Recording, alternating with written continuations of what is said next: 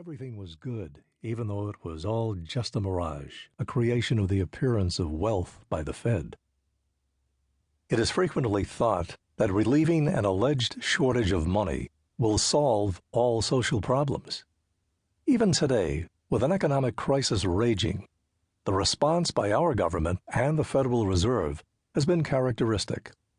Interest rates are driven to zero, and trillions of dollars are pushed into the economy with no evidence that any problems will be solved. The authorities remain oblivious to the fact that they are only making our problems worse in the long run. Economic booms and busts have been around for a long time. Tragically, the innocent who understand little about the complexity of the monetary system suffer the most, while those who are in the know reap great profits, whether the market is going up or down. Only an understanding of how the monetary system works can correct this problem and protect the victims caught in a vicious economic downturn. Everyone should have an intense interest in what money is and how it's manipulated by the few at the expense of the many. Money is crucial for survival. It is necessary for maintaining a free society. A healthy economy depends on it. Limiting political power is impossible without it.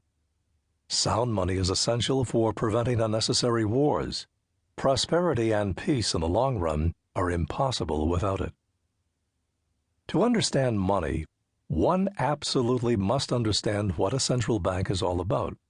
In the United States, the central bank is the Federal Reserve, the instrument by which our money and credit are constantly manipulated for the benefit of a privileged class. I've written this book to explain why I think the system of Fed domination must come to an end. I've been speaking and writing on this subject for more than 30 years, but there was a time when hardly anyone cared what I had to say about this subject. The economic crisis has changed everything. Today, there is a growing social movement, even a political movement, dedicated to ending the Fed. In fact, the title of this book is not my own, but rather comes from a slogan that can be heard at rallies all around the country.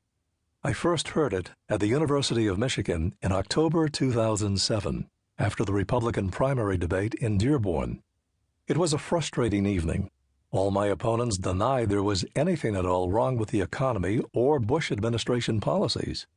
But afterward, I was able to speak to more than 4,000 students in the Quad at Ann Arbor. I'm told that was a big turnout for a candidate. And it was a very friendly crowd, applauding my comments on government spending and deficits, and on wars and foreign policy. But when I mentioned monetary policy, the kids started cheering. Then a small group chanted, "End the Fed, end the Fed."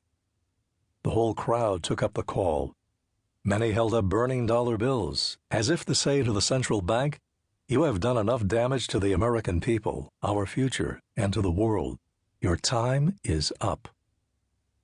Then, in September 2008, at my counter-convention in Minneapolis, 12,000 people started to chant long before I even mentioned the issue of the Fed. I laughed and said, "Wait a minute," but they did not. For money, its quality and future, is surely the issue of our times. I've always been an optimist about the cause of sound money. But even I never imagined that the anti-Fed cause would become material for popular protests in my lifetime.